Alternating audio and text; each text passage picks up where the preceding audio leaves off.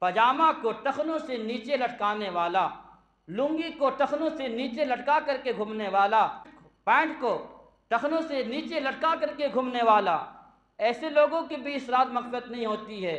یہ گناہ بہت بڑا گناہ ہے، لیکن ہم لوگ تو سمجھتے یہ کہ صرف نماز کے موقع پر اوپر کر لیتے ہیں، اس کے بعد پوری زندگی اسی طریقے سے رہتے ہیں۔ تو کان کھول کر کے سن لے، اگر آپ جو بھی پہنے ہیں لنگی پاجامہ، وہ اگر ٹخنوں سے اگر نیچے ہو، ٹخنا آپ کا چھپ گیا ہو، تو یہ اتنا بڑا گناہ ہے، اس عظیم رات بھی مغفرت نہیں ہوتی ہے۔ یہ تو شب برات ہے، شب قدر جس کا تذکرہ قرآن میں ہے، اس رات بھی ایسے لوگوں کی مغفرت نہیں ہوتی ہے۔ اس لیے اس گناہ کو ہم اور آپ نہ کریں۔ دیکھ لے کہ ہم پاجامہ وغیرہ جو پہنتے ہیں وہ ٹخنے سے اوپر ہے یا نیچے ہے، کیا ہے، اس پر آپ غور دے دیں۔